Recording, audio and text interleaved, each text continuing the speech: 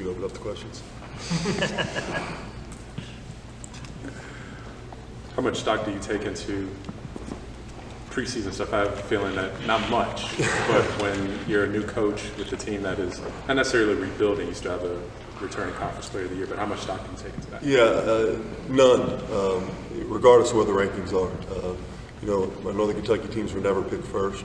The entire time we were there, we won 3 straight championships. So the preseason rankings are just prognostications and makes for good articles to write and people to talk about on radio and things like that, but that's all it is. So it's not something we even talked about. I didn't even talk about it to the team yet or the 2 guys that were with me up in Philadelphia. There's no way for me to know because I haven't coached in the league yet, so I don't know why I even fill a ballot out because I don't know how to predict the league that I haven't coached in, so but they make us fill it out. When you look around a media day, what do you think of the coaches in this league and what you're up against? Pretty nice room. Yeah, I mean, some of the best in the country. I mean, guys that I've known over the years, but I told somebody the other day that I think the challenge of this league is in the coaching and in the environments you walk into.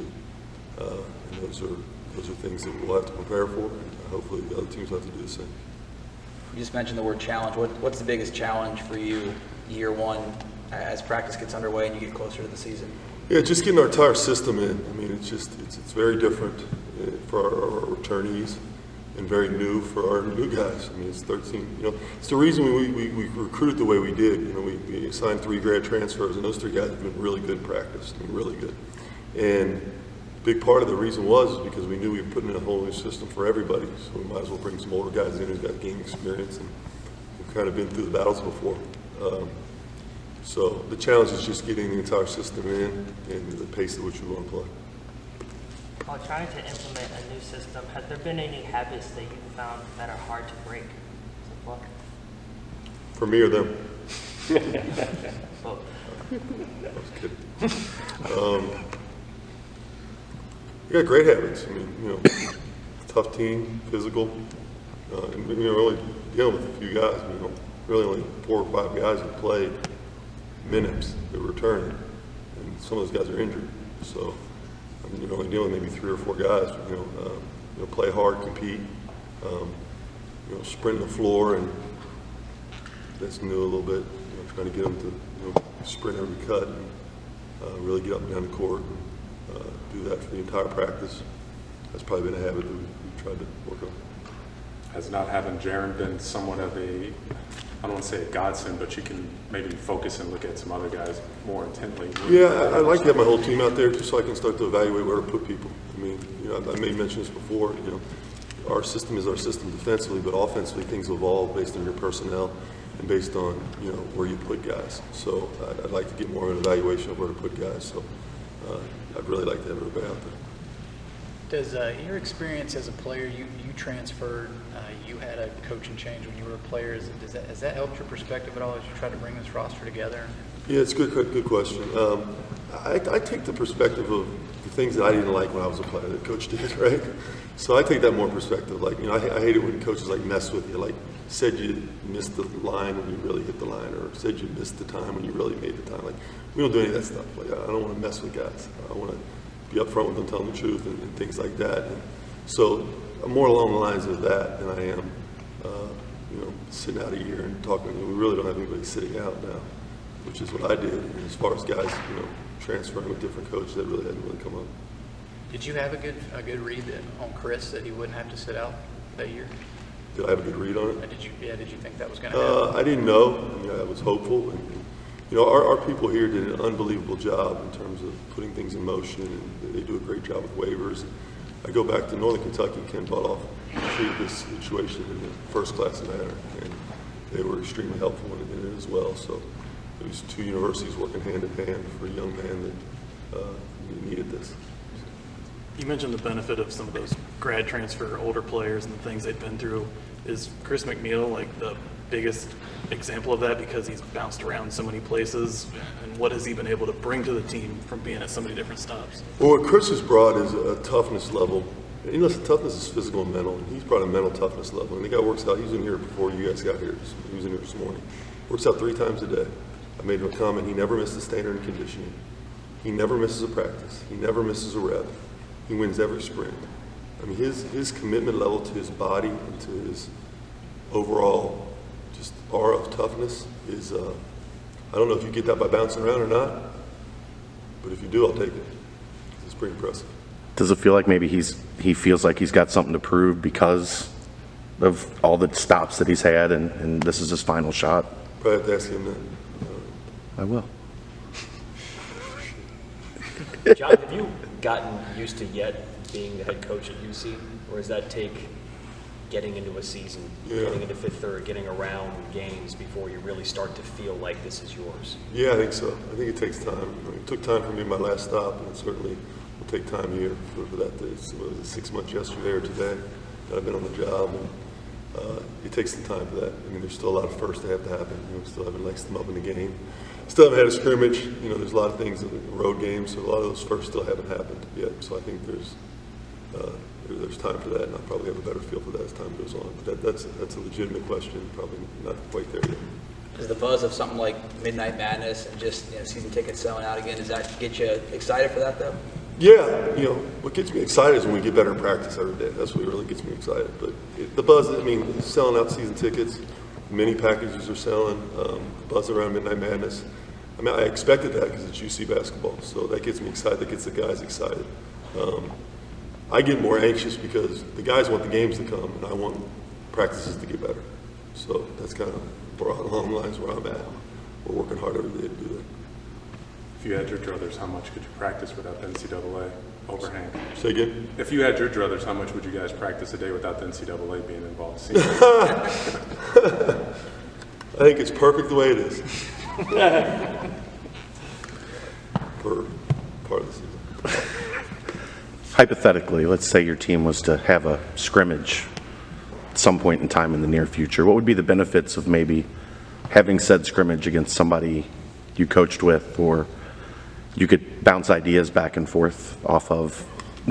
I think that the scrimmages are invaluable because you get a chance to see your team against other competition that's equal to you or better, depending on who you're playing. And, it's certainly invaluable in terms of what you gain from it. The tape that you gain from that and what you get to show the guys over the course of the next few days is unbelievable, and it's a great thing that the NCAA has allowed us to do. And to be honest with you, I'd probably play 2 of them, but I just think there's an important level to put on a uniform, getting in front of a crowd with officials, selling tickets, all those things. I think that's important too, so where I do 2 scrimmages. Coach, you talked about it taking some time before you actually felt like the coach of this team. What was it like the first time you addressed your team, and how's it been getting to know the guys personally? Well, the guys are great guys. I've really enjoyed that piece of it. It's something that's really important. I mean, I had them all over the house last week. And we spent a lot of time together, and so that's been seamless in a lot of ways, just because they're great people, and I enjoy being around them. Can't say that about every team I've been a part of. This team I can. In regards to addressing them, it's basketball. You can't expedite. You want to, as a coach, you want to expedite where things are at to kind of get to where you want to be. You can't do that. And my explanation to the guys is this will take time. This relationship building will take time. Understanding our system will take time. And matriculating into on-court success will take time. As fast as we want to make that happen, we're not going to be able to do it in one meeting. Has that been the biggest thing for you, maybe your favorite thing to do, is building those relationships, that family and culture here with these guys, just from the day you walked in to now? Well, it is, because it's what's most sustainable. So, I look at, the seat I sit in, you got to look from 30,000 feet constantly. And when you look at there, the CEO of a company told me one time, he goes, when you make decisions running a company or an organization, you got to be long-term greedy, for lack of a better word. So, I'm looking long-term, and relationship building is, you just can't. Guys aren't going to play for you unless you have a relationship, and we're trying to build that at a high level and building that trust. And we define trust as believing and investing without knowing the outcome. Well, there's nothing, my teams in Northern Kentucky knew the outcome, right? This team doesn't know the outcome. And so we got to believe and invest without knowing the outcome. That's the truest form of trust. And I can't just do that when I walk through the door and blow a whistle at 3 o'clock every afternoon. You had a large group of alumni at your house recently as well. What's the reception from them been like as you get ready to start your first season? It was unbelievable. I mean, I think we had player from every decade. And it was awesome. Lisa and I really enjoyed it. Montgomery Inn, we had that. I think they enjoyed that piece. It was fun hearing stories. It was fun listening to their perception of our program and getting to know me a little bit. And it was a really enjoyable time. I didn't know what to expect. We had a huge turnout. It was a lot of fun. I hope this isn't a ridiculous question, but you've talked about having some of the injuries. You've had to have Coach Morris run a little bit in practice. The players have talked about, like, he's still got it, he's got bounce, stuff like that. Is there actually a benefit to a coach who knows your system and knows what you want to do from that perspective, also getting on the floor with them? Yeah, not as much because I want his eyes off the court watching our defense. And so I'm losing his eyes when he's on the court. He can give me a feel for some nuances that only a player can give you a feel for. But no, I'm not really interested in Coach Morris practicing a whole lot. I prefer his eyes to be off the court. It's a little like glory days for him to get back in there. You have to ask him. He's certainly certain days are better than others. So, there's certain days where he's got a little bit of pop, certain days when he doesn't. So, but I've gotten to the point now where I treat him like a player sometimes. He turns the ball over too much and he needs to get on the line. I think his wife likes it. He's in super shape. Looks great. Jaron said you can still play too. Well, Jaron was being kind. I don't know. He must have watched the old video. That could be the only way he'd have been found out. Do you have a timetable with him? Any update on that, or is it the same from Midnight Madness? He's practicing now. Okay. He's just limited right now a little bit in terms of time. So we've got him on a time limit, but he's out competing. He looks noticeably different with his body composition. Obviously, that's part of the system you're putting in, part of the philosophy you have of guys running up and down. But what do you want him? You've probably looked back at some of his games from past years. What do you want him to expand in his game to help your team better? Well, you know what? He looking at his numbers, offensive efficiency was really high. Normally, when you have a high usage rate, your offensive efficiency isn't. The lower your usage rate, the higher your efficiency goes. It's common number, advanced metric numbers, I guess I should say. I want him to continue to get in great shape. Because I think if he's in elite shape, then there's nothing on the court he won't be able to do. From defending, getting out transition, to making shots. He shoots the three ball so well. I'd like him to shoot even more of those, get to the line more. Those are all things that'll be built as he continues to get in the shape he needs to be. You talked about pace yesterday.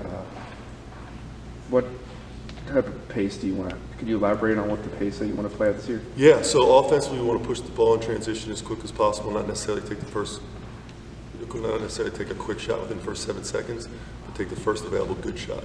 And defensively, we want to force you. If you want to play up tempo, that's great. If not, we want to try to force late shot clock by utilizing our press and utilizing some different forms of pressure in the half court along with the gap defense. So I think the comment I made was elite teams push the pace offensively and control the tempo defensively.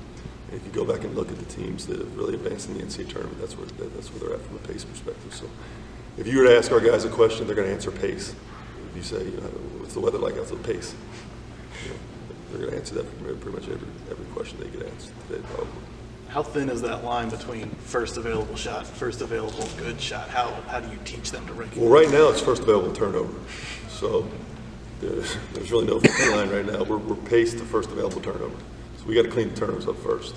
You know what? This group is to this point is really, I haven't even talked about shot selection. They've really been good in practice about it. I mean, it starts with Jaron's really unselfish. He really shares the ball at a high level. I think it starts with him. Trey Scott's a really good passer. So I think they've got a culture of passing and sharing the basketball that I haven't really talked about. But we will if we need to.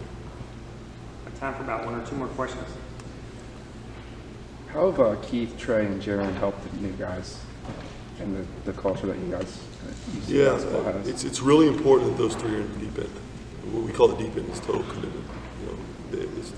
Those guys show each and every day that they're in the deep end and they're totally committed to what we're doing, then we'll have an opportunity for success. If those three guys don't, or any one of them doesn't, then we won't have an opportunity for success. It's pretty much that simple.